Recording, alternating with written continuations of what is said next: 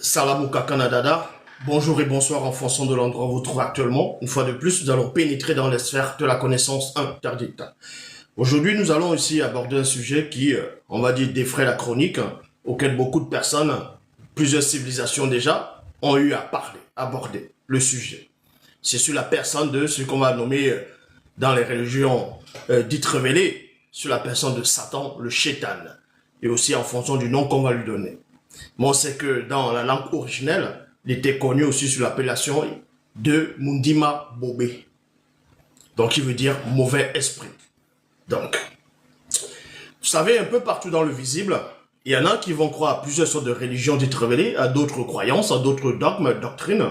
Et certains parmi ces personnes vous diront qu'elles ont reçu des apparitions spirites. Et parmi ces, entre guillemets, illuminés, ils diront qu'ils ont vu Satan, d'autres prétendent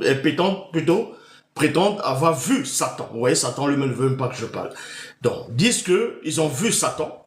Et quand on demande de donner la description de ce fameux personnage qu'ils ont vu, d'autres vous diront que il avait des cornes, il avait des sabots, il était rouge, il était comme un homme. Bon, certains, d'autres vont aussi vous dire qu'il avait la tête, le visage d'un bouc, parce qu'ils vont le confondre avec Pan, le dieu satyre, dans la mythologie grecque, qui est l'un des fils de Zeus, le démon Zeus.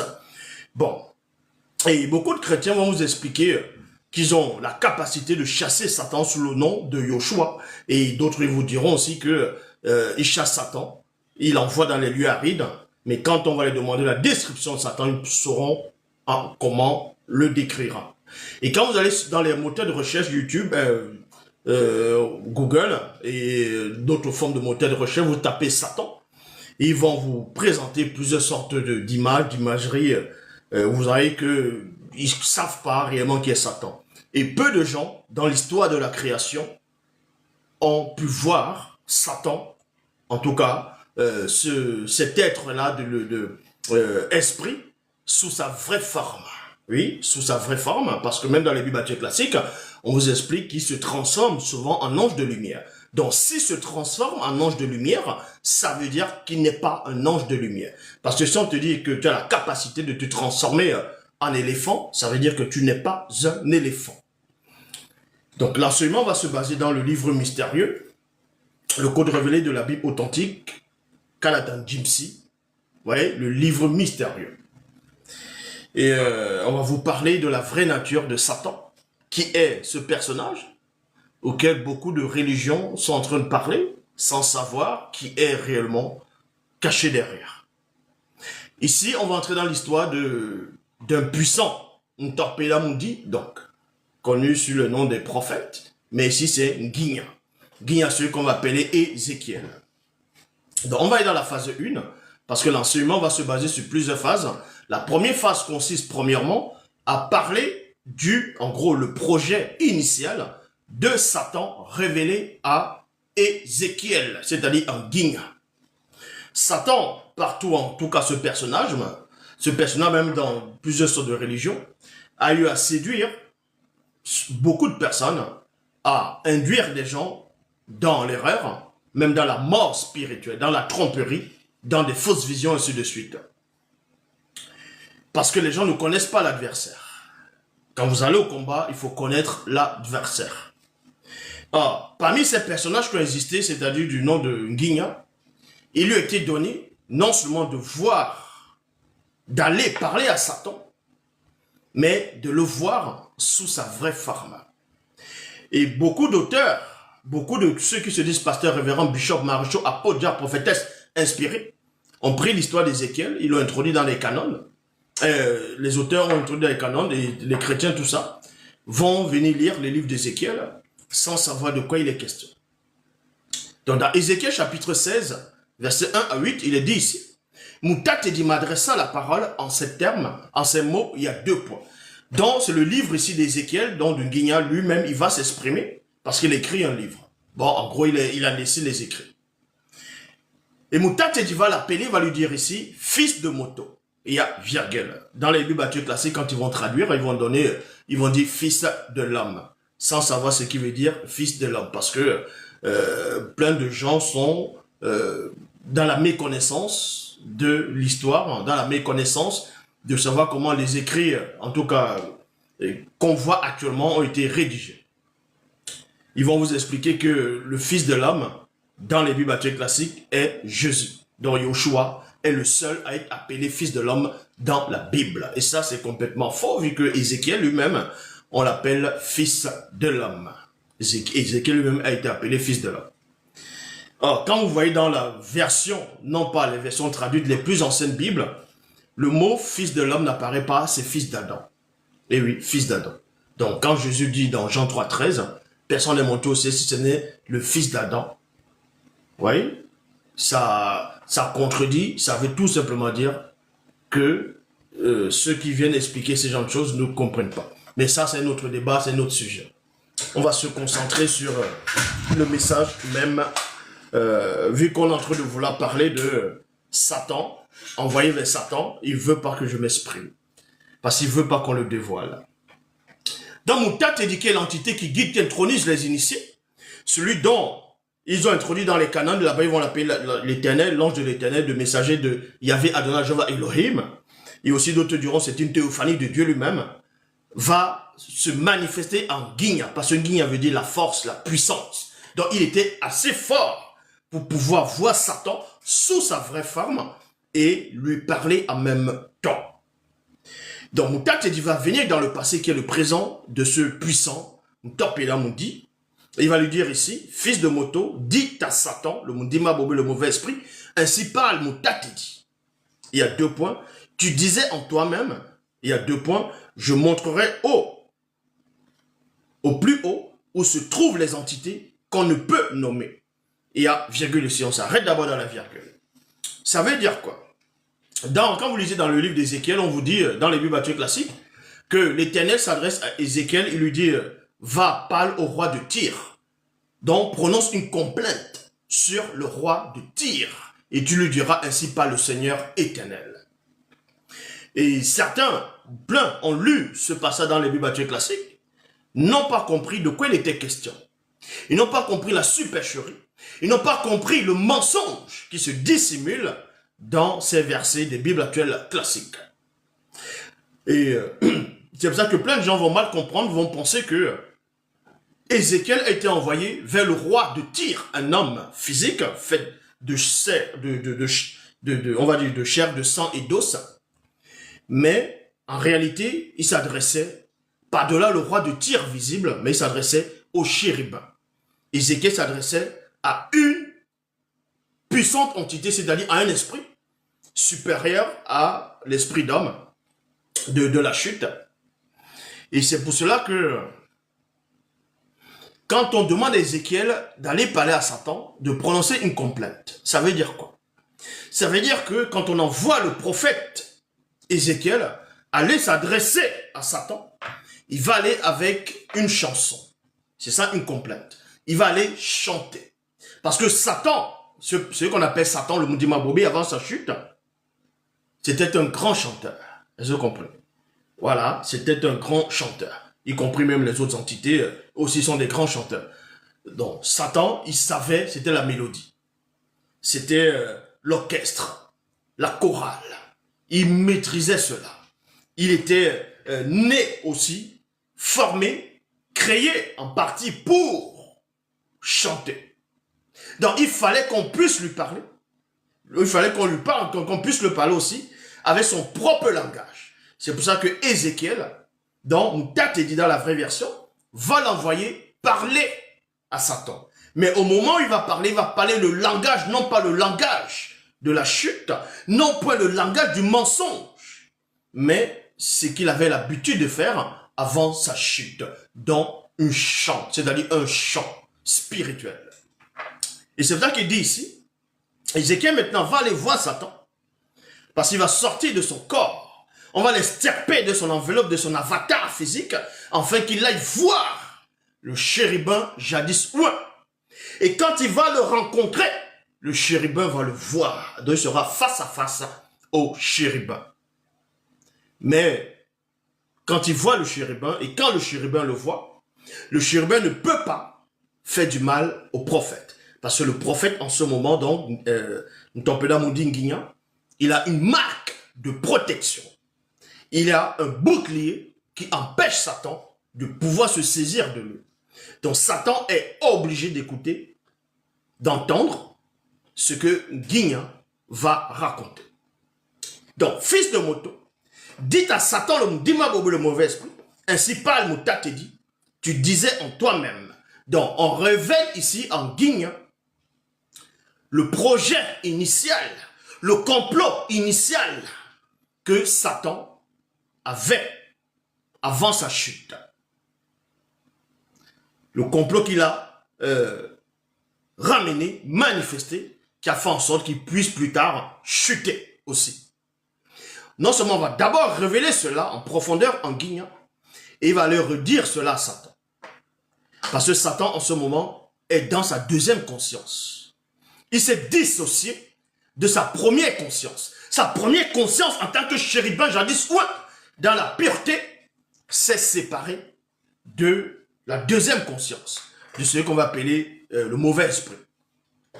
Donc Guignan va rappeler cela à Satan, et au moment où il est en train de rappeler cela à Satan, Satan va entrevoir les images de sa première conscience. Et en ce moment, il est irrité, parce qu'il ne peut pas supporter ce dont il a renoncé. Il ne peut pas supporter de voir dans quel état il est actuellement, c'est-à-dire dans la nudité, dans la faiblesse, dans la chute, dans la faute, et qui est un homme qui a la grâce de voir ce qu'il était auparavant. Donc voici ce que Satan disait avant la chute. Je montrerai plus haut où se trouvent les entités qu'on ne peut nommer. Je lèverai ma puissance au-dessus des proches du Muwekedi, entre parenthèses, créateur, point virgule. Je prendrai place entre les deux mystérieux. Voici la version originale ici de comment Satan s'exprimait. Entre avant le commencement et après la fin de la non-existence, entre parenthèses, ni Titi Longuet, qui veut dire la non-existence, car je désire être semblable au Mukoledi, très haut. On rappelle ici à Satan les ambitions qu'il avait avant la chute. Au moment où il a subi des profondes mutations. Il est en train de subir des profondes mutations. Il devenait muable, premièrement, par ses désirs, par ses pensées, par ses émotions. Et on va montrer cela en Guignan. Guignan va révéler cela à Satan. Que, en gros, nous, prophètes, nous, initiés en chef consacré, nous, parmi le peuple, nous savons qui tu es. Parce que pour combattre ton organisation, on doit connaître qui tu es. On doit connaître tes faiblesses. On doit connaître ton origine. On doit connaître ton passé. Parce que quand on connaît ton passé, on sait d'où tu viens et comment tu es devenu, on aura le pouvoir sur toi.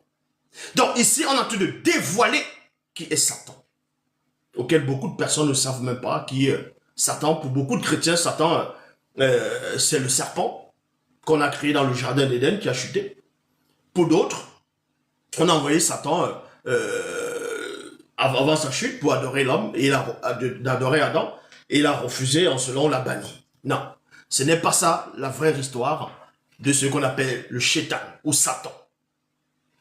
Donc Satan dit ici, on va rappeler ici que avant sa chute, au moment où il est en train de comploter, d'avoir ce complot, de changer d'attitude, de mentalité, où il est en train de se séparer progressivement de sa première conscience.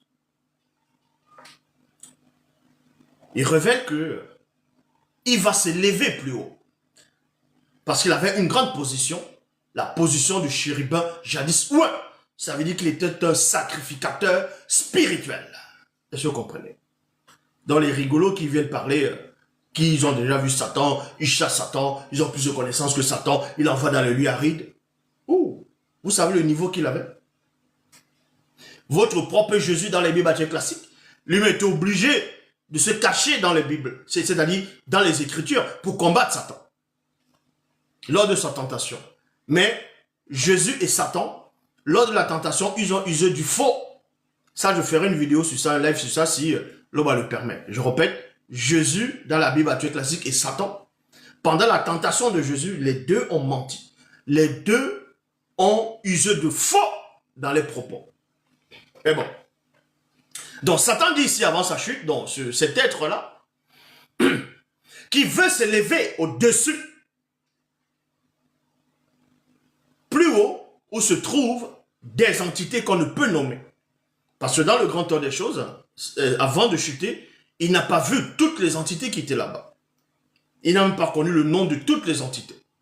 C'est pour ça qu'il dit ici, mais il sait néanmoins qu'il existe des pluralités d'entités, on va dire en force, en puissance, en intellection, qui sont là dans la grande réalité du grand ordre des choses, mais qu'on ne peut nommer. Mais lui, dans son ambition, il veut quand même s'élever au-dessus de ces entités-là. Et ensuite, il dit qu'il va placer sa puissance au-dessus des proches du Mwekedi.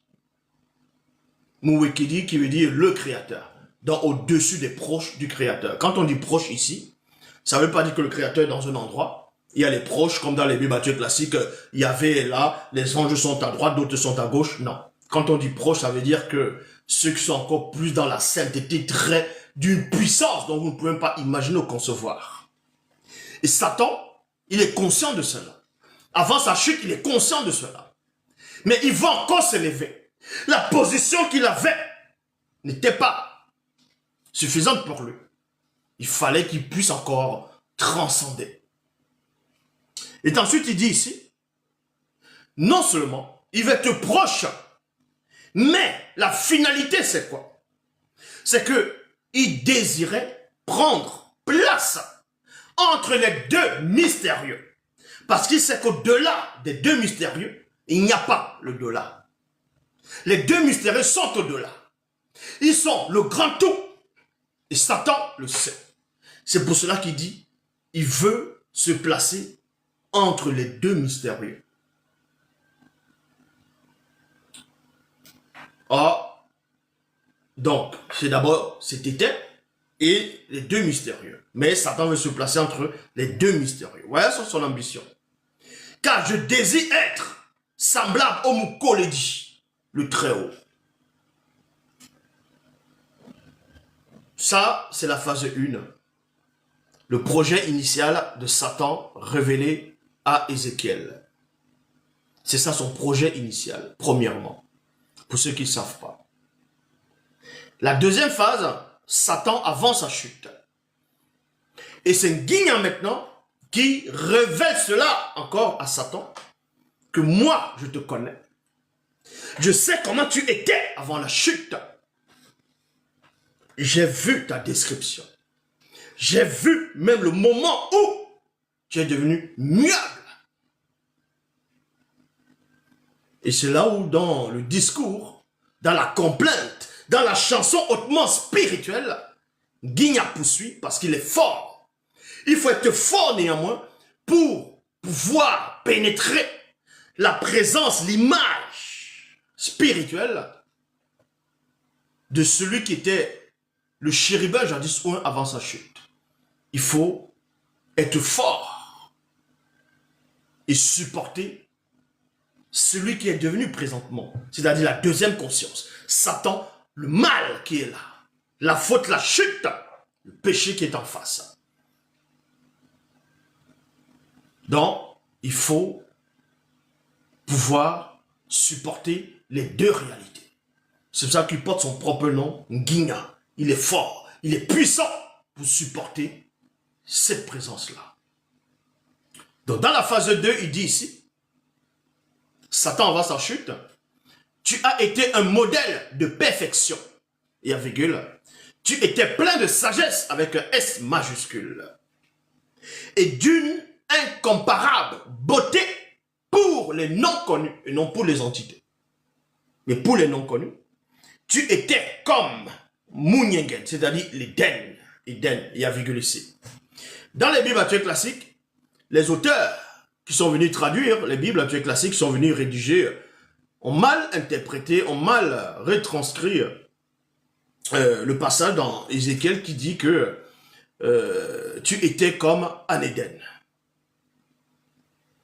Voilà. Or, eux, ils vont écrire, la plupart d'entre eux vont écrire, tu étais en Éden, le jardin de Dieu. Ça, c'est faux. Satan, avant sa chute, n'a jamais été en Éden, le jardin de Dieu. Pourquoi? Parce que quand il était le chérubin jadis oint, avant sa chute, le jardin d'Éden n'existait pas tel dans le plan visible. Ça n'existait pas. Ça n'existait pas. Il a chuté, le jardin d'Éden n'existait pas encore au moment où il a chuté, dans le plan visible. C'est longtemps après sa chute qu'on va manifester le visible, qu'on va créer maintenant, le jardin d'Éden va venir. Donc, maintenant, certains pourront dire que on a pris le jardin, on a mis dans le plan visible. Même dans le grand ordre des choses, Satan n'était pas dans le jardin spirituel. Dans la vraie version dit, tu étais comme l'Éden. Parce que toutes les entités sont comme l'Éden. En gros, sont des paradis vivants. C'est ce que ça veut dire. Donc, on vous dit ici, tu étais comme Mounyengen, c'est-à-dire Éden. Le monda, entre parenthèses, jardin céleste. Tu étais couvert de toute espèce de pierres. Et quand on parle des pierres ici, ce n'est pas des pierres sur la terre, hein, parce qu'il y a des gens qui vont essayer d'illustrer le passage, comme ce qu'on va appeler les témoins de Jéhovah, la plupart d'entre eux. Ils vont dessiner le diamant, le chrysolite, le cobalt, ainsi de suite, l'onyx, représenter des pierres physiques. Ce n'est pas des pierres physiques ici. Et ce n'était même pas des pierres simples. Ces pierres, ce sont des entités. Si vous comprenez. Parce que Guignan, il est assez fort. On l'a montré en détail ce qui se passait. Donc on lui dit ici, tu étais couvert de toute espèce de pierres précieuses. Les pierres là, ce sont des entités qui étaient là pour encore plus l'embellir. Pour encore plus l'embellir. C'était une sorte d'accessoire. Ce sont ces entités. On va prendre l'exemple, on va prendre le cas des femmes qui ont besoin de se maquiller, des femmes qui se maquillent. Vous voyez, des fois il y a des femmes, c'est pas toutes les femmes, mais il y a des femmes, sans maquillage, tu dis, oh, mais qu'elle se maquille, tu dis, ah, elle a un joli visage, elle est bien avec le maquillage. Admettons maintenant que le maquillage, c'est un exemple, admettons que le maquillage devient maintenant, ce sont des entités.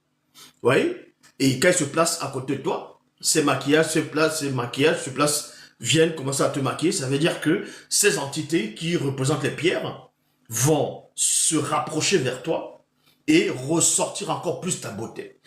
C'est-à-dire ton importance, ta puissance. Mais de loin, si tu n'es pas initié, tu auras l'impression que cet esprit a des pierres posées sur lui comme ça, l'esprit a des pierres partout. Non, c'est pas le cas. C'est pas ainsi. Donc, Guy a poursuivi ici, tu étais couvert de toute espèce de pierres précieuses, de sadoine, de topaz, de diamant, de chrysolite, d'onyx, de jade, de saphir, d'escarbon, d'émeraude et d'or. Certains tambourins avec un T majuscule, et certaines flûtes, entre parenthèses, entités en charge des chants célestes. Donc les tambourins et les flûtes dont Satan se servait pour, on peut dire comme ça, la musique céleste, en gros, ces instruments, ce n'étaient pas des instruments physiques. Parce que dans le grand ordre des choses, le physique n'existe pas. Ces instruments, ce n'étaient pas des instruments. Parce que tout ce que l'Oba, par la manifestation de sa volonté, crée, est vivant, à l'être et le mouvement. C'est pour ça que la plupart de gens se trompent, ne comprennent rien de la spiritualité, ils vont vous expliquer par rapport à Ésaïe chapitre 6, verset 1, Ésaïe 6, 1, le jour de la mort du roi Osias, je vis le Seigneur, l'Éternel, Yahvé Adonai Jéhovah Elohim, assis sur son trône, et les pans de sa robe remplissaient le temple. Donc les témoins de Jéhovah vont dessiner Dieu, Yahvé Adonai Jéhovah Elohim, assis sur un trône qui brille, un trône en or. D'autres vont dire un trône en or. Même dans Apocalypse chapitre 4, il est question d'un personnage qui était assis sur le trône. D'autres vont vous dire c'est Dieu, d'autres vous diront c'est Jésus. Bon, le personnage est assis sur le trône, mais dans la vraie version, ce n'est ni Dieu ni Jésus. La personne est assise sur le trône. Ils vont dessiner le trône, mais sans savoir que ce n'est pas un trône simple. C'est un être vivant, c'est un esprit. c'est une entité. Le fait de s'asseoir sur le trône, c'est une image qu'on vous montre. Ce n'est pas que tu vas t'asseoir sur une entité. Contrairement dans les Bibles actuelles, là, si on dit Dieu s'assoit sur les chérubins et se met à voler. Non. Là, ce sont des images, on vous parle avec des images. Vous voyez? Mais quand vous entrez dans la révélation, vous voyez que ce trône-là, le trône, c'est un être vivant. C'est une créature à part entière, un esprit, une entité. Et à côté, celui ou l'autre entité qui doit s'asseoir sur le trône, ça montre par là que ce trône est venu pour révéler aux autres que lui là, il est digne d'être avec moi. Ça veut dire que quand tu t'assois sur le trône, on t'élève encore plus. C'est ça le mystère même de la révélation. Donc, Guigne poursuit dit ici, certains tambourins et certaines flûtes, donc entités des chants célestes, étaient là pour t'accompagner dans ton service orchestral. Préparé pour le jour, entre parenthèses, l'instant, virgule, l'entité des instants fut là, où tu fus créé. Ça veut dire quoi? Parce que dans les Bibles actuelles classiques, quand vous lisez dans le livre d'Ézéchiel, on vous dire quoi? Que il y avait des tambourins et des flûtes préparés pour le jour où tu fus créé. Préparé pour le jour où tu fus créé. Et les gens ont lu sans comprendre ce que ça veut dire. Ça veut dire que si on comprend ce verset, même dans les Bibles actuelles classiques, dans d'autres versions, pas des flûtes, des tambourins, ces flûtes ont existé avant le chérubin jadis, avant celui qui devient Satan. Parce qu'on dit préparer pour le jour où tu fus créé, c'est-à-dire qu'on a préparé cela le jour où il a été créé. Donc ces entités étaient déjà là. Ici, là, dans la vraie version. C'est pour ça qu'il est dit ici. Étaient là pour t'accompagner dans ton service orchestral. Préparé pour le jour, l'instant, l'entité des instants, où tu fus créé. Tu étais un ébouté maudit, chérubin, ouais. Ce que vous ne savez pas, c'est que Satan, sous sa forme actuelle, est toujours un chérubin. Mais il n'est plus le chérubin ouin. Parce que il n'est plus ouin. On l'a banni. On a enlevé l'onction qu'il avait en lui. C'est pour ça qu'on l'appelle plus le chérubin jadis ouin. C'est pour ça qu'on l'appelle plus le chérubin ouin, même maintenant le chérubin jadis ouin. C'est pour ça que Guy a dit ici, tu étais un ébouté mundi. C'est comme ça qu'on nomme les chérubins. Ébouté mundi. Aux ailes déployées. Le verbe de tété t'avait mis près de toi. Un puissant ébouté mundi. Protecteur de taille impressionnante. Le verbe de tété t'avait placé et tu vivais sur le couronnement de l'édifice du grand ordre des choses. Il y a point virgule ici. Satan a perverti beaucoup de gens sur la terre, y compris depuis des temps immémoriaux, en fonction des civilisations, des époques, pour venir rédiger des torchons sur son histoire, donc pour qu'on ne puisse pas savoir qui il est réellement. C'est pour ça qu'il va se donner un rôle, tel rôle dans telle religion, dans telle religion, voilà, parce qu'on ne puisse pas savoir qui il est. C'est pour ça que dans les Bibles actuelles classiques, elles sont venues traduire par rapport à Satan, en disant que Satan, Dieu l'avait, que Satan vivait sur le trône de Dieu, sur la montagne, qu'il était sur la sainte montagne de Dieu. C'est une aberration, une anomalie de dire que Satan vivait sur la sainte montagne de Dieu avant sa chute. Pourquoi? Ou même de dire que il y a une sainte montagne dans le grand ordre des choses. Il faut savoir en quel moment les montagnes vont apparaître. Au jardin d'Éden, il n'y avait pas de montagne. Est-ce que vous comprenez? Les montagnes, la notion des montagnes n'existait pas encore. Les montagnes sont arrivées au moment où Ndimabe, quand il s'est dit, va fracasser la face du continent. Et ça va remuer les plaques tectoniques. Et dans la suite, vous voyez comment les montagnes vont se former. Comment on va vous expliquer que Satan existait? Satan, en tout cas le roi de Tyr, dans Ézéchiel, vivait sur la sainte montagne de Dieu. Mais cette montagne-là, dont il y a des plaques tectoniques spirituelles qui vont se mettre en collision, et puis ça va remonter, et puis la montagne apparaît. Il faut savoir c'est quoi la montagne. Donc quand il vient rédiger les choses comme ça, les gens ne comprennent pas.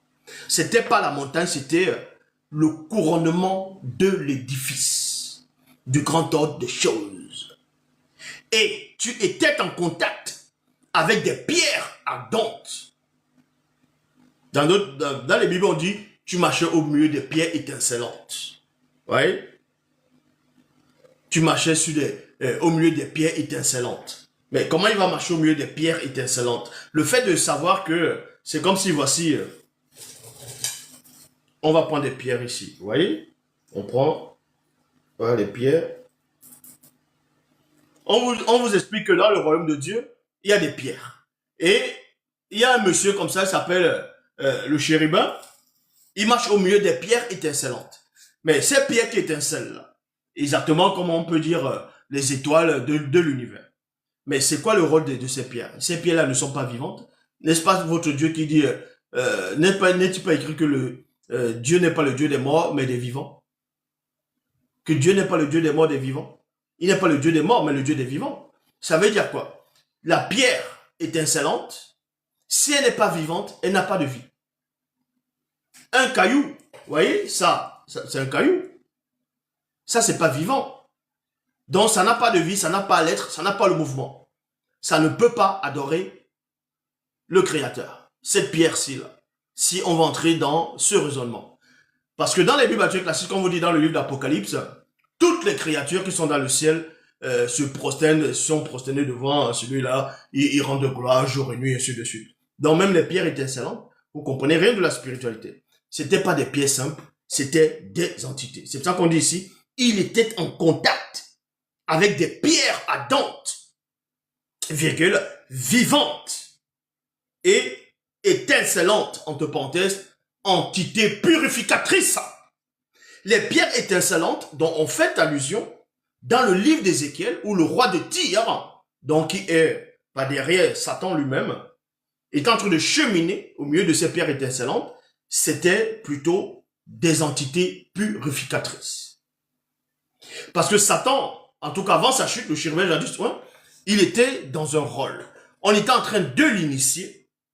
On était en train de l'initier. Vous voyez, c'était son initiation. Et pendant son initiation en tant que sacrificateur spirituel, il devait être entouré des êtres encore plus puissants que lui et plus intelligents encore. C'est en cela où on va parler ici des pierres ardentes. En fait, ces pierres ardentes, comme j'ai dit, ce sont des entités purificatrices. Et ce qu'on va appeler Ésaïe, ce que vous appelez Ésaïe, le prophète, mais son nom c'est Wonja, lui-même il est entré en contact à un moment donné avec les entités purificatrices. On voit cela dans Ésaïe chapitre 6, parce que même dans vos propres Bibles, vous dites que dans Ésaïe chapitre 6, le jour de la mort du roi Osée, je vis le Seigneur assis sur le trône. Dans d'autres versions, il y avait Adonai Jéhovah Elohim, et les pans de sa robe remplissaient le temple, ainsi de suite. À un moment donné, Ésaïe va dire, oh, il y avait des séraphins autour. Et Ésaïe, à un moment donné, il voit cela, il voit une cérémonie. Il s'écrie, il dit, wow, il vit au milieu des gens pécheurs, tout ça là, ces gens vus. Et donc, du coup, on prend une pierre ardente, et on met au niveau de la bouche, on dit, en gros, on va le purifier. C'était pas des pincettes, dans d'autres versions, c'était des entités. Donc, Wonja chapitre 6, verset 4, il est dit ici, vous voyez, dans le verset 5, alors je dis, malheur à moi, je suis perdu car je suis un homme qui n'a pas encore atteint la purification des trois êtres. J'habite au milieu d'un peuple non initié, donc les actions sont condamnables et mes yeux ont vu spirituellement Moutatidi. Verset 6. Mais l'un des Weya vola spirituellement vers moi, tenant à la main une pierre ardente, vivante et étincelante, entre parenthèses, accompagnée d'une entité purificatrice. Et c'est cette entité purificatrice qui a purifié le prophète Isaïe. C'était pas une pierre simple. Donc Satan, avant sa chute, il ne marchait pas au milieu des pierres étincelantes.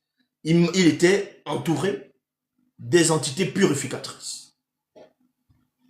Donc vous voyez l'importance de cet être-là qui était Satan avant sa chute, le niveau de sainteté qu'il avait atteint, mais il n'avait pas encore fini son initiation. La phase 3, révélation sur la dernière initiation de, entre parenthèses, celui qui devint Satan. Voilà ce que Moutat Edi a révélé à Guigna, afin que Guigna aille aussi raconter cela encore à Satan. Tu as été intègre dans tes voies à leur contact, afin de pénétrer. Tu as été intègre dans tes voies à leur contact. Contact de qui? De ces entités purificatrices. Et aussi des pierres. Les pierres qui l'accompagnaient. Donc Guignaï poursuit ici. Tu as été intègre dans tes voies à leur contact afin de pénétrer le chemin dans C majuscule qui mène à l'entité connue sous le nom de l'arbre de vie, le principe substantiel des vies, pour être intronisé par elle, en ayant une conduite irréprochable depuis le jour, entre parenthèses, l'entité des instants fut là, où tu fus créé, jusqu'à celui où le mystère interdit de la contradiction, de l'iniquité issue de la convoitise a été trouvé en toi. Ça veut dire quoi? Ça veut dire que celui qu'on appelle Satan, le chérubin jadis oint, avant sa chute, il vivait, certes, dans le grand temps des choses, mais il n'avait pas encore longué la bundea. Il n'avait pas longué la bundea telle qu'on connaît. Ça veut dire quoi? Ça veut dire que, je vais prendre l'exemple, celui qu'on appelle Adam, dans les Bibles classiques. On vous apprend que l'Éternel a créé à son image. Donc, il va créer Adam, il va le mettre dans le jardin d'Éden. Tant que Adam ne pêche pas, il ne peut pas mourir. Tant qu'il ne pêchera pas, il ne pourra pas mourir. C'est pour ça qu'on lui dit de ne pas manger le fruit de l'arbre de la connaissance du bien et du mal. Le jour où tu en mangeras, tu mourras. Donc, s'il ne mange pas, il ne meurt pas. Donc, pendant que celui dont on appelle le chérubin, jadis, ouais, maintenant on l'appelle Satan, pendant qu'il est en train d'être initié, il ne peut pas goûter au mystère des raisins de la mort. Parce que l'aube ne crée pas ce qui est mort. Il crée ce qui est vivant. Mais dans cette vie-là, il y a des lois, il y a des préceptes, les ordonnances. Et c'est là où maintenant, Satan, celui qu'on appelle Satan maintenant, avant sa chute, il était, on va dire, parfait, il était pur, il était saint, une sainteté que aucun de tous les pasteurs, on va dire les croyants, ne pourront jamais atteindre. Actuel, il avait ça. Même vos propres Bibles le disent. Même dans les Bibles, on dit que Satan était plus sage, plus intelligent que Daniel, le prophète. Donc, avant sa chute, il marchait au milieu, il était entouré des entités purificatrices. Il y avait différentes entités qui étaient avec lui, d'une sainteté remarquable. Et ces entités ne pouvaient pas mourir. C'est-à-dire ne peuvent pas mourir parce que ces entités-là, qui étaient autour du chérubin, jadis oint, avaient déjà atteint la finalité de leur initiation. Maintenant, ceux qui devaient être initiés, c'était ceux qui sont venus, qui n'ont pas connu le secret du grand temps des choses. c'est-à-dire ce qu'on appelle Satan maintenant, avant sa chute, donc le chérubin Jadiswa, le Boutemundi et les trois groupes des Bamololoma. Les trois groupes des Bamololoma. Donc, pendant son initiation, on va l'initier dans le bien. Le bien, ça va symboliser quoi? Ce qui est convenable. On va lui montrer des notions. Et ces notions-là, le bien, le mal, ainsi de suite, on va les montrer ça en fonction des entités. Donc, on va vous présenter peut-être une entité. On va dire, ça, c'est peut-être une entité. On va dire, l'entité de l'orgueil est là. Ça ne veut pas dire qu'elle est orgueilleuse, cette entité. C'est parce qu'elle est passée à l'initiation de l'orgueil, elle a vaincu. Ça veut dire qu'elle n'est pas devenue orgueilleuse. Maintenant, elle porte le titre. Exactement comme Grim Lantern. Dans le film qu'on va dire Grim Lantern, où et on va initier certaines créatures pour être des Grim Lantern. Ils vont passer par on va dire, comme les gardiens d'un Grim Lantern. Ces gardiens qui ont fabriqué l'anneau, ces anneaux-là. Il y a un parmi eux qui veut maîtriser, on va dire, la peur. C'est-à-dire la peur, parce qu'il y a la volonté et il y a la peur. Il veut maîtriser cette peur-là, donc ils vont entrer dans l'endroit qui est interdit. Et là, il y aura un feu, une lumière, une énergie qui va représenter cette peur-là. Et le feu de la peur va le dévorer et devient maintenant cette peur. Il devient, dans le film on va dire parallaxe, il devient la peur lui-même. Il devient cette peur. Donc ça veut dire quoi? Ça veut pas dire que parce qu'il devient la peur, que maintenant il va avoir peur. Ça veut pas dire que tu es l'entité, on va dire l'entité de l'orgueil, que forcément cette entité est orgueilleuse. Ça veut dire que elle connaît l'orgueil, elle sait c'est quoi l'orgueil, elle est la loi de l'orgueil. Et toute personne qui seront orgueilleuses, cette entité qui personnifie l'orgueil, qui n'est pas une faute en ce moment, va désavouer les autres qui ressentent l'orgueil qui n'est pas bien. Dans vos propres Bibles, il est écrit que Dieu résiste aux orgueilleux, non? Le fait de résister aux orgueilleux, ça veut dire quoi? C'est-à-dire que si tu es orgueilleux, lui-même il est orgueilleux, tu résistes avec son orgueil. Mais sauf que son orgueil est différent de votre orgueil. Donc, Satan ici, avant sa chute, il était au milieu de toutes ces entités. Il devait passer par l'initiation. C'est pour ça qu'il est passé par l'initiation dans plusieurs étapes. Il est passé par l'initiation de plusieurs étapes. Et après ces étapes-là, oui, l'enlèvement aura lieu. Après ces étapes-là, il devait passer par d'autres initiations, dont le contraire de l'initiation auquel il est précédemment passé. Donc, si tu passes par l'initiation du bien, on t'apprend c'est quoi le bien. Le bien, c'est quoi? Ce n'est pas de donner la nourriture à quelqu'un quand il a faim. Ça, c'est dans le monde des hommes, ça. Le bien a une autre explication dans le grand ordre des choses. Donc, ce qui est bien pour les entités n'est pas forcément bien pour toi. Donc, il va passer par le bien et le contraire du bien. Ça ne veut pas dire que le contraire du bien dans le grand ordre des choses est le péché. Donc, on te montre, c'est comme si on te montrait le jour et la nuit. Et on te dit maintenant, vu que tu brilles, il faudrait qu'on voie ta lumière. Et pour qu'on voie ta lumière, il faudrait que tu restes en plein jour pour que les êtres qui sont... que tu restes en plein jour pour qu'on puisse bien te voir. Et là, tu vas te cacher dans l'obscurité. Ça veut dire que tu désobéis déjà. C'est ça même la notion. Donc, maintenant, Satan, au moment où il doit passer par l'initiation, c'est-à-dire le contraire de chaque initiation auquel il est passé, il va échouer par rapport à l'une des initiations. Donc, Guignard rappelle cela au chérubin Jadiswa. Il dit ici,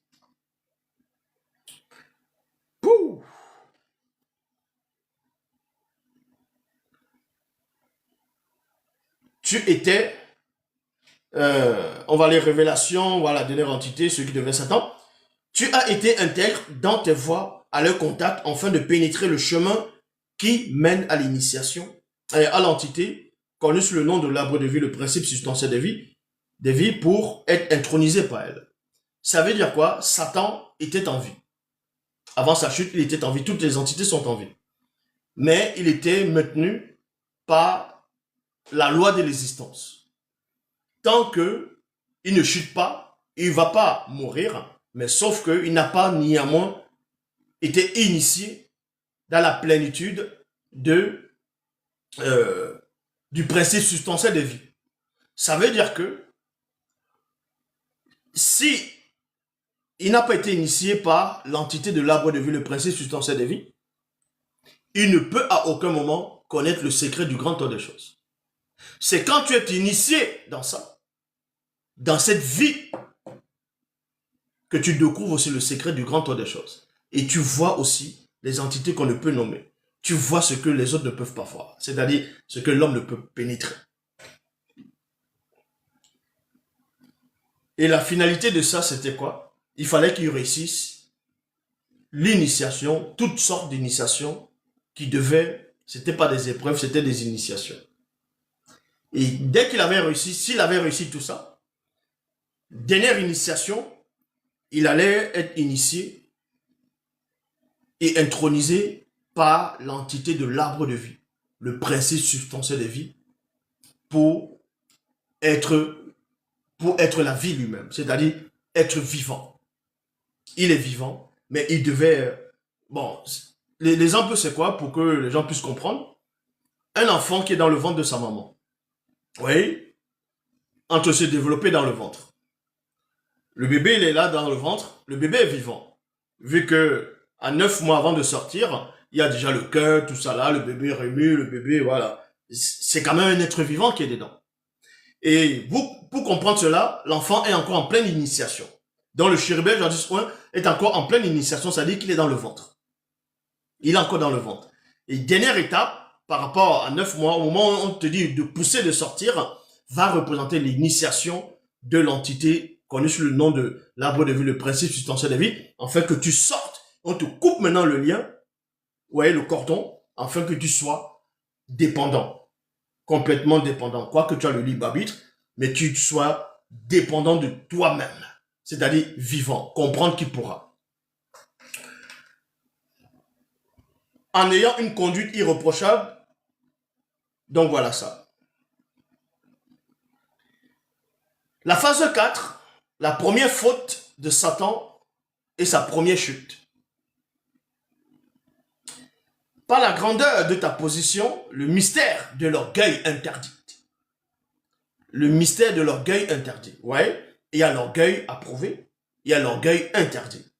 L'orgueil interdit ça symbolise quoi?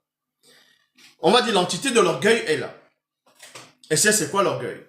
Parce que quand il y a l'orgueil, il y a aussi, tu dois être humble. L'entité qui représente celui qui est humble, celle qui est humble est là. Et l'orgueil est là. L'autre va représenter le bien, l'autre va représenter la notion du contraire. La notion du contraire du bien que vous allez appeler le mal. Donc cette entité de l'orgueil est là. Elle n'est pas orgueilleuse, mais elle représente l'orgueil. L'orgueil pur. Pour résister plus tard aux orgueilleux. Et maintenant, cette entité, quand tu reçois son initiation, l'orgueil maintenant, la particule de cette entité va pénétrer en toi sous forme d'enseignement. Et quand ça pénètre en toi, tu découvres c'est quoi l'orgueil. Tu sais maintenant c'est quoi l'orgueil. Maintenant, le fait de savoir c'est quoi l'orgueil ne suffit pas. Tout dépendra maintenant du comportement que tu vas avoir. Maintenant, si tu regardes les autres, tu dis, ah tiens, tu as l'orgueil, tu commences à mépriser les autres, là c'est l'orgueil interdit. Ça devient l'orgueil interdit. Le fait de mépriser les autres, ça devient l'orgueil interdit. Le fait de croire que tu es supérieur aux autres, qui n'a rien à voir selon le verbe, c'est l'orgueil interdit. Et c'est ça qui a causé la chute de Satan. Ce n'est pas le fait qu'on lui demande d'aller adorer un homme, ce n'est pas le fait on les créé dans le jardin d'Éden en tant que serpent, et puis il est venu séduire Adam et Ève, ça c'est faux. Sa première chute, c'est parce que dans l'initiation de l'orgueil, il a chuté dedans. Donc, il est dit ici, par la grandeur de ta position, le mystère de l'orgueil interdit a pris naissance en toi. Et tu es devenu muable. Muable, c'est changer. Et tu as été rempli de violence. Parce que l'orgueil apporte la violence. L'orgueil apporte maintenant autre chose. Parce qu'il y a l'entité de l'orgueil, il y a l'entité de l'arrogance. Parce qu'après l'orgueil, c'est l'arrogance. Et quand tu es dans l'arrogance, c'est la violence et toutes ces choses-là. Tu deviens une mauvaise personne, une personne laide. Donc, il est dit ici, par la grandeur de ta position, le mystère de l'orgueil interdit a pris naissance en toi. Virgule. Tu es devenu muable et tu as été rempli de violence. Puis, tu as péché volontairement. Il y a point virgule. Parce qu'il y a des rigolos qui disent, oh non, la notion du péché n'existe pas en Afrique, dans la spiritualité africaine. Il faut d'abord savoir c'est quoi le péché. Le sens du péché, c'est quoi? Ce n'est pas ce que vous imaginez, on te dit, tu allais manger la viande, tu as mangé les viandes sacrifiées aux idoles, c'est un péché, c'est ce genre de choses, que tu désobéis au sabbat, c'est le péché, ça c'est le truc des hommes, ça c'est chose inventée ça. Le péché, il faut comprendre la notion même du péché dans le sens primaire, dans la langue originelle. Le péché veut dire mbindo. Est-ce que vous comprenez? Veut dire mbindo. Mbindo, qui veut dire la saleté. C'est ça le péché. Le péché veut dire la saleté. Pourquoi? Parce que dans le sens spirituel, quand Satan, le chérubin jadis, ouais, il commence à ressentir ces choses, il devient maintenant l'adversaire. Il devient son propre adversaire, premièrement. Il devient l'adversaire de sa première conscience. Il devient l'accusateur de sa première conscience. Et là maintenant, il commence à manifester de l'orgueil interdit. Et quand il manifeste l'orgueil interdit, il devient maintenant une mauvaise créature. Il devient une créature sale. Parce que pour les autres entités, il devient sale. Et cette saleté, c'est le péché. C'est ce qu'on appelle Mbindo. Voyez? C'est ce qu'on appelle Mbindo, la saleté. Ça, il faut comprendre ces choses-là. Les gens vont venir parler, Dieu m'a dit, le Saint-Esprit a mis à cœur. Non. A pris naissance en toi et tu es devenu muable. Et tu as été rempli de violence, puis tu as péché volontairement. Donc il s'est sali volontairement. Le puissant Ebouté Mundi, chérubin protecteur de taille impressionnante, t'a fait précipiter du couronnement de l'édifice du grand ordre des choses. Il y a virgule ici. Donc, il y avait un chérubin protecteur de grande taille, qui était plus immense, plus puissant et même plus beau que Satan avant sa chute. Dans le chérubin, avant sa chute. Lui aussi, c'était un chérubin, mais de grande taille. De taille impressionnante. Ah bah oui, hein. De taille impressionnante. Pourquoi? Vous pensez que toutes les entités ont la même taille? Ah. Vous pensez que tous les esprits ont la même taille? Bon, si tous les esprits ont la même taille, certes, tous les esprits ont la même taille, mais tout dépend maintenant où tu te trouves, dans la condition où tu te places, en quel moment tu te places. Parce que dans le livre d'Ézéchiel, il y avait les chérubins qui étaient, leur esprit était contenu dans les ophanimes. Dans les ophanimes sont immenses et les esprits des chérubins étaient dans les ophanimes. Ça veut dire quoi? Comment les esprits des chérubins sont dans les ophanimes, leurs essences sont dans les ophanimes, et en même temps les mêmes chérubins sont encore en train de cheminer, et Ézéchiel est en train de les voir. Ça, c'est autre initiation, cela. Donc, il y avait un chérubin de grande taille qui était auprès de celui qui est devenu Satan pour le protéger. Et oui, c'est pour ça qu'on dit chérubin protecteur. Protecteur, il protégeait quoi? Est-ce qu'il y avait des bandits, des braqueurs là-bas? Non. C'était là pour le protéger. C'était, on va dire, que vous allez appeler ange gardien. C'était son esprit protecteur, c'était son guide qui le protégeait pour qu'il ne... pour ne pas devenir ce qu'il devient là. Cette entité était là En tout cas, ce chérubin protecteur était là. Chérubin protecteur dans la langue Sawa, donc voilà ancien. On dit Ebouté Moundiwa Mkombedi. Était là, c'est une sorte de conscience pour Satan. Que si tu dévis, il est là, il te protège pour que tu ne puisses pas aller au-delà de ta folie. Donc il va te raisonner. Mais au moment où il a te raisonner, il sait néanmoins que le libre arbitre existe. Que tu as le choix. C'est pour ça qu'il est dit ici. Le puissant Ebouté Mundi, chérubin protecteur de taille impressionnante, t'a fait précipiter du couronnement de l'édifice du grand ordre des choses. Et il y a virgule ici. Et il y a virgule. Donc, il a fait précipiter du couronnement de l'édifice. Puis, l'un des puissants, Sangwatuba, qui est mené, entre parenthèses, archange Michael, t'a fait disparaître de la demeure du grand ordre des choses où tu te trouvais. Ebouté Mundi, donc chérubin ouin, du milieu des pierres ardentes, vivantes, étincelantes, entre parenthèses, entité purificatrice. Entité purificatrice. Donc Satan a eu plusieurs chutes. Il n'y a pas eu qu'une seule chute, hein, parce que les gens s'imaginent que la chute de Satan, c'était quand l'archange Michel, selon les deux adeptes classiques, a combattu contre Satan, il a jeté Satan. Non. Avant le combat, avec Michel, il y a eu plusieurs chutes.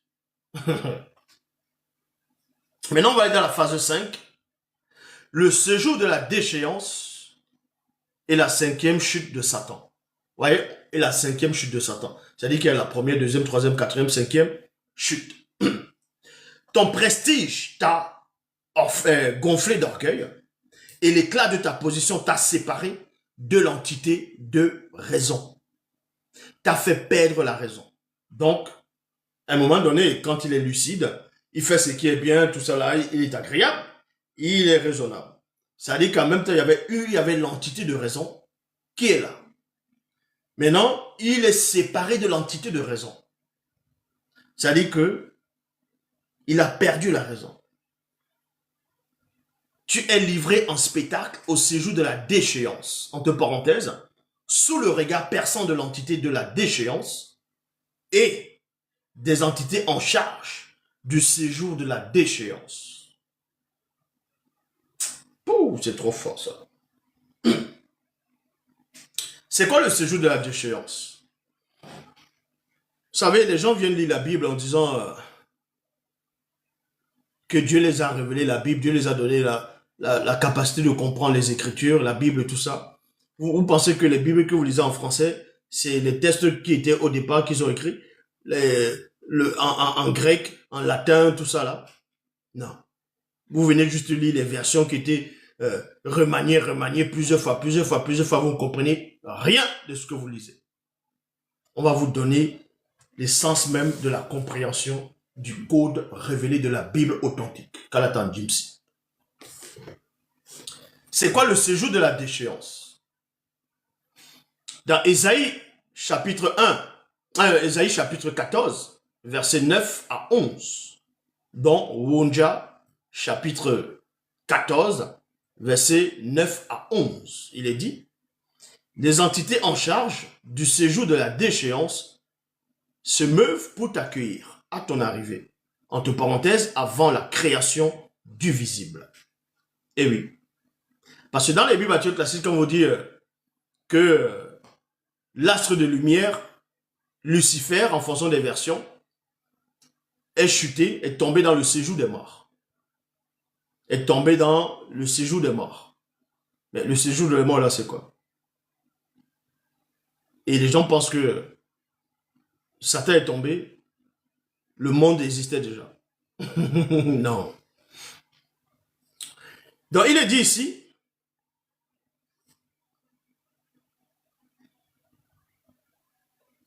donc comme j'ai lu dans Ésaïe chapitre 14, verset 11 à 9, verset 9 à 11 plutôt, les entités en charge du séjour de la déchéance se meuvent pour t'accueillir à ton arrivée avant la création du visible. Ça, c'est entre parenthèses. Elles relèvent devant toi ta défaite. entre parenthèses, toujours avant la création du visible. Tous les initiés en chef de la terre furent informés, entre parenthèses, chacun à son époque, longtemps après la création du visible. Parce que les gens viennent lire, les gens ne comprennent pas. Vous pouvez lire un verset, un seul verset peut parler de plusieurs temps, plusieurs époques, en fonction du verset. Un seul verset peut parler avant la création, c'est-à-dire avant la virgule, peut vous révéler que ça s'est passé, le contexte s'est produit avant la création de la Terre, des multivers, du visible. Et après la virgule, le verset suivant peut vous expliquer que ce qui arrive après se passe après la création du monde, du visible. Mais si vous ne savez pas, si vous n'avez pas été à l'école de Zouloula, vous ne pouvez pas comprendre ces choses-là. Vous allez apprendre la théologie, allez apprendre le grec ancien, tout ça là, même ça, vous n'allez rien comprendre. Parce que la version authentique, elle est là.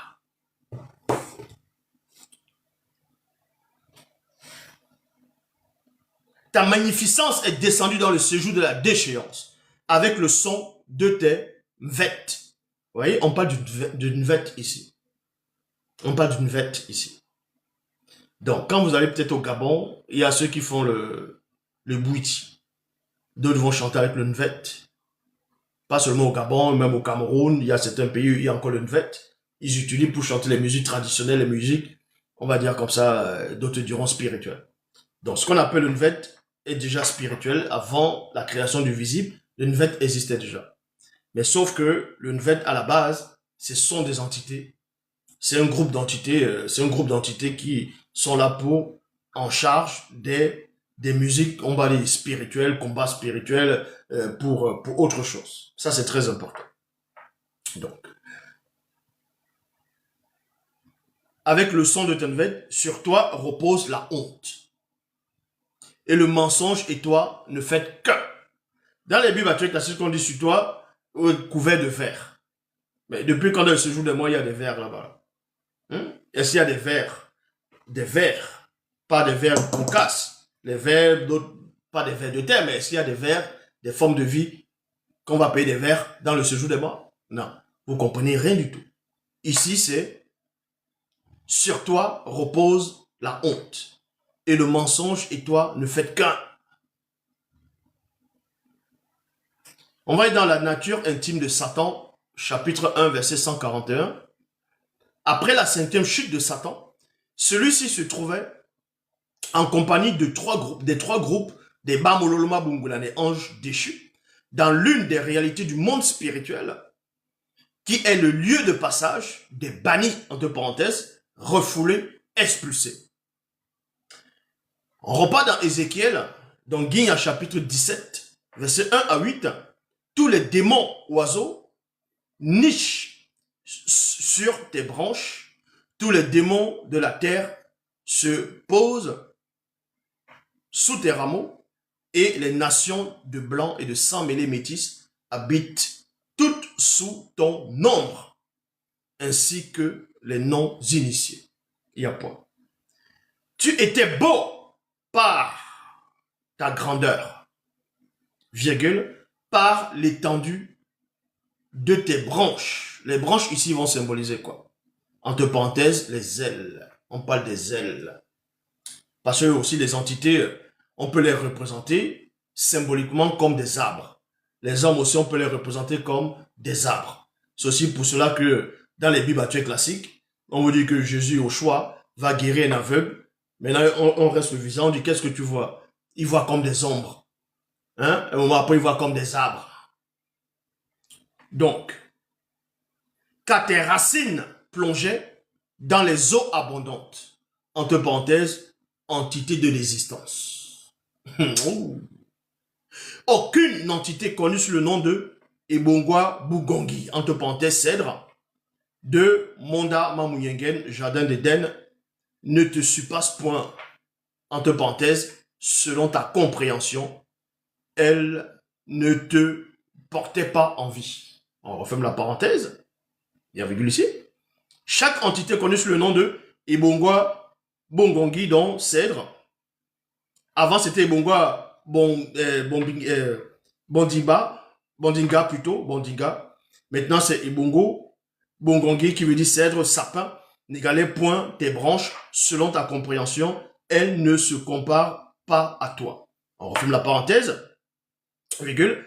Et chaque entité connue sous le nom de Ibonga, Mwenge, donc platane, n'était point comme tes rameaux. Entre parenthèses, selon ta compréhension, elles n'avaient point des ambitions identiques aux tiennes.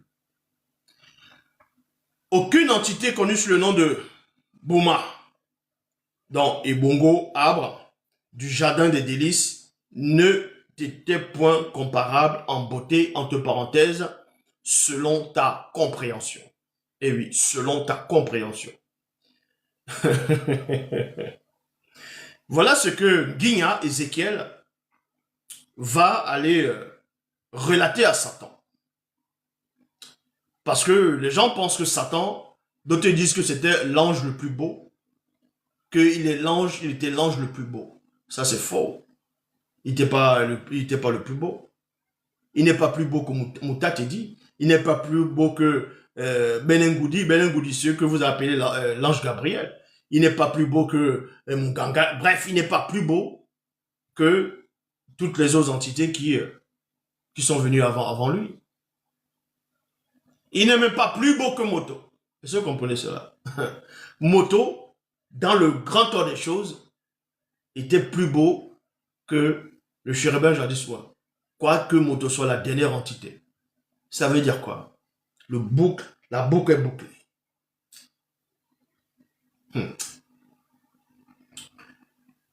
Donc, dans la suite, on vous dit ici,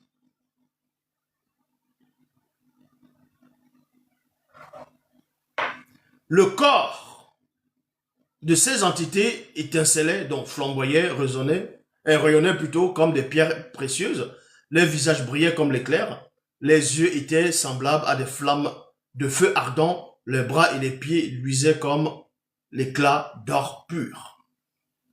La manifestation de la volonté de Tété t'avait embelli par la multitude de tes branches, entre parenthèses, elles, et chaque bouma d'Éden dans le jardin d'Éden, dans le jardin plutôt des délices, t'admirait. Il y a point ici. C'est pourquoi. Ainsi parle Moutati.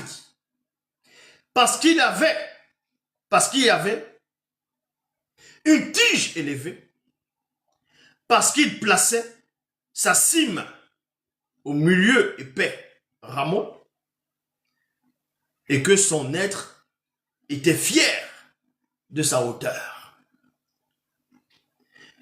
Tu es maintenant courbé au séjour de la déchéance, et les entités en charge du séjour de la déchéance se meuvent pour t'accueillir à ton arrivée.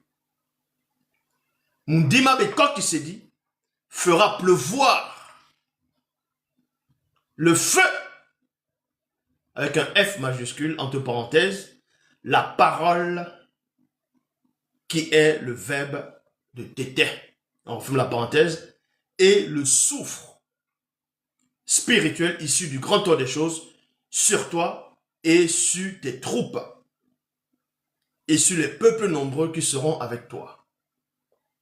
Ce passage-ci, dans Ézéchiel chapitre 17, verset 8, dans le livre mystérieux, est très fort, est très puissant, est très percutant, et en même temps est effrayant. Ce verset est effrayant. C'est l'un des versets dans le livre mystérieux, je dis bien l'un des versets dans le livre mystérieux et dans Bible, dans Kalatambale, que Satan ne supporte pas. Il ne supporte pas ce verset-là. Il ne supporte pas ça. C'est l'un des versets qui ne supporte pas. Est-ce que vous comprenez? Parce que le verset dit quoi concrètement? Si vous ne comprenez pas le sens de ce verset, c'est le verset même que Satan, ce verset le perturbe, le dérange. Ce verset-là, il ne supporte pas ça. Pourquoi? Parce qu'il a d'abord entendu ça. Et on a relaté cela après. Et les initiés qui ont pénétré ces versets, qui relatent ce verset après, c'est écrit, Satan ne supporte pas. Ce verset-là veut dire quoi exactement? On va vous décortiquer ce que ça veut dire. Ézéchiel chapitre 17, verset 8. On va lire cela. Moundima Bekok qui s'est dit. Il faut savoir qui est Moundima Bekok qui s'est dit. Moundima Bekok qui s'est dit est l'entité dont ils vont prendre de son histoire. Ils vont l'introduire dans la Bible, dans l'Ancien Testament et dans le Nouveau Testament. Dans ce qu'on appelle l'Ancienne et la Nouvelle Alliance. Et l'histoire du Moundima Bekok s'est dit dans les Bibles actuelles classiques, se trouve dans Apocalypse, chapitre 20. On parle de Moundima Bekok qui s'est dit dans Apocalypse chapitre 20. Mais dans Apocalypse chapitre 20, dans les Bibles actuelles classiques, ils ont changé son nom, son histoire. Ils disent là que Jean, à l'île de Patmos, quand il a eu sa révélation, il dit qu'il a vu descendre du ciel un ange qui avait la clé de l'abîme et une grande chaîne dans sa main. Oui, qu'il a vu un ange descendu du ciel, la clé de l'abîme et... Non, la clé, une clé dans la main et la chaîne aussi. Il avait la clé de l'abîme et une chaîne. Et on me dit que cet ange-là a saisi Satan. Il l'a lié pendant 1000 ans. Les chrétiens ne comprennent pas, les auteurs des Bibles, même ceux qui viennent rédiger ces Bibles, ne comprennent pas ce que ça veut dire. Les témoins de Jéhovah vous disent que l'archange Michel, c'est Jésus lui-même. Que parce qu'il n'y a qu'un seul archange. Et que ça peut être que Jésus, parce que pour eux, archange veut dire le chef des anges. Admettons un peu que l'archange Michel soit le chef des anges, qui est au-dessus de toute l'armée céleste.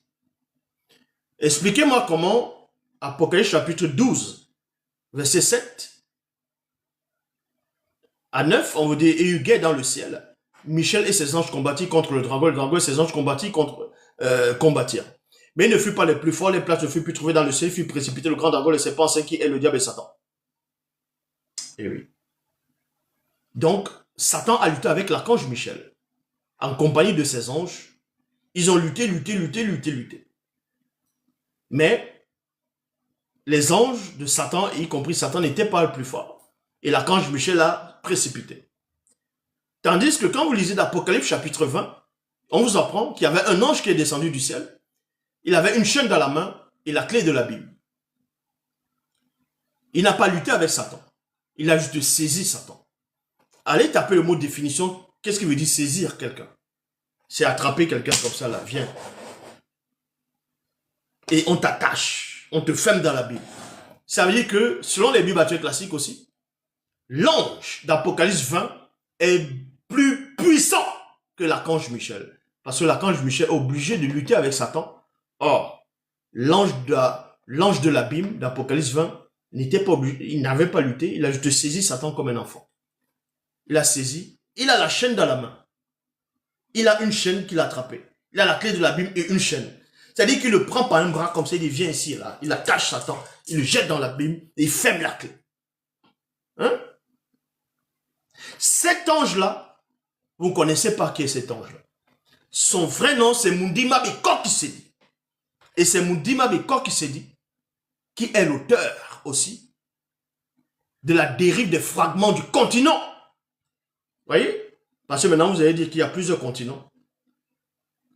Mais on vous dit que c'était le plat tectonique et ainsi de suite. C'est Moundima Bekok qui s'est dit, qui est à l'origine de ça.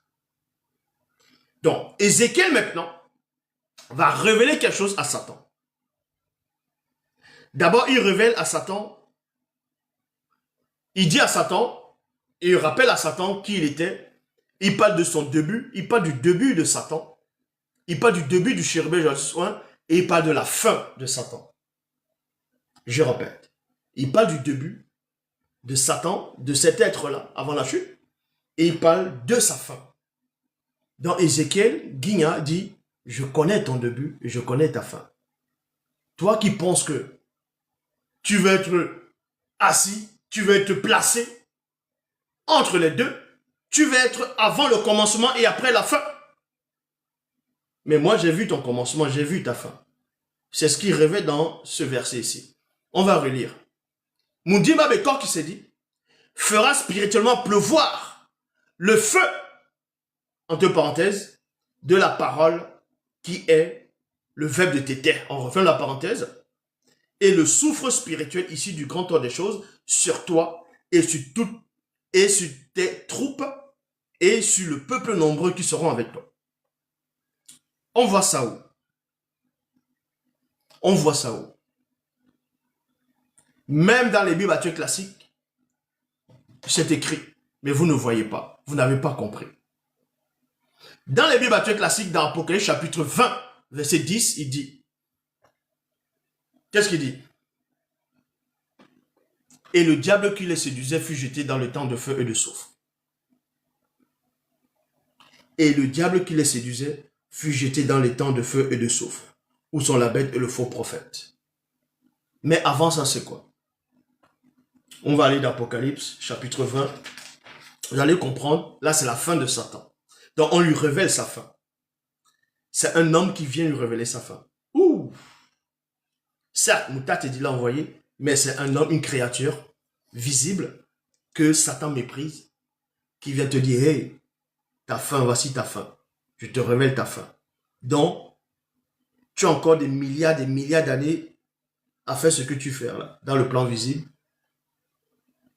chez les hommes, mais voici ta fin. Ta fin va se passer comme ça là. Il lui révèle cela. Donc, voici la fin de Satan. Apocalypse chapitre 20. Verset 10. Dans le livre mystérieux. Il a dit ceci. Mais avant cela, pour comprendre, on va dans le verset 9. Et ils sortiront pour séduire les nations qui seront aux quatre coins de la terre, afin de les rassembler pour la guerre. Leur nombre est comme le sable de la mer. Et ils montèrent sur la surface de la terre, entre parenthèses, par plusieurs fois. On fait la parenthèse virgule. Et ils investirent le camp des saints dans Wassé, le continent bien-aimé. Parce que dans le livre d'Apocalypse, dans les Bibles classiques, on dit la dernière bataille, c'est Armageddon. Armageddon. Donc, ils montent de la terre, dans les quatre coins de la terre, Gog et Magog. Et ils vont investir le camp des saints. On vient vous dire que c'est en Israël. C'est quand toutes les nations vont se rassembler contre eux. C'est faux. Ça va se passer en Afrique. Est-ce que vous comprenez ce que je dis? La fin se passera en Afrique. Mais vous ne serez pas là pour voir cela. Vu que c'est pas pour maintenant. Il y a encore des milliards et des milliards et des milliards d'années qui doivent s'écouler. Moi, je vous le dis. Que vous venez raconter aux gens, l'enlèvement est imminent, Jésus va arriver maintenant, il ne viendra pas. Est-ce que vous comprenez? D'autres vont parler de la troisième guerre mondiale. Tout ça, c'est du n'importe quoi. Même s'il y a la guerre maintenant, l'homme ne finira pas sur la terre.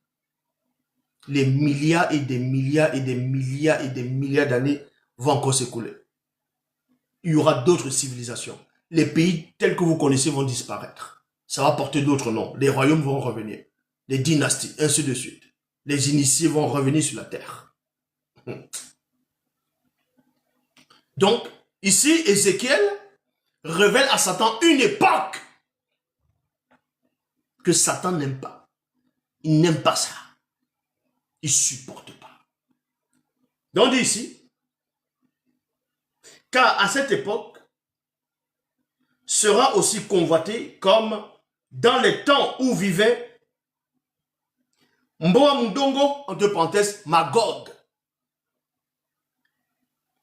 Un descendant de Mouna, c'est-à-dire Ruben, fils de Tindi. Mais le feu avec un F majuscule de la parole descendit spirituellement du ciel et les dévora. Verset 11. Satan, le Mundima Bobo, le mauvais esprit, et les Bamololoma Bunglanais, ainsi que les démons et démons de toute race, qui les séduisait plutôt, fut jeté dans le puits de l'oubli éternel du deuxième niveau, qui est le dernier après avoir reçu le grand châtiment des châtiments visibles, non visibles plutôt, dans le tourment des tourments. Le tourment des tourments, c'est quoi? C'est pas l'enfer des chrétiens, ou l'enfer de tous ces rigolos là. Donc, on révèle à Satan ici, non seulement son début et sa fin. Son début et sa fin. Même dans les Bibles classiques, il y a un passage dans le livre d'Ézéchiel où Ézéchiel fait allusion à ça. Mais vous ne pouvez pas voir en quel moment où il fait allusion à ça. Donc voilà un peu, je suis envoyé vers Satan. Je suis envoyé vers Satan. Oui, celui qui était envoyé vers Satan, c'est le prophète Ézéchiel. Qui allait envoyer, parce qu'il était assez fort, pour montrer le début et la fin. Le début et la fin. Est-ce que vous comprenez? Tété, c'est encore glorifié.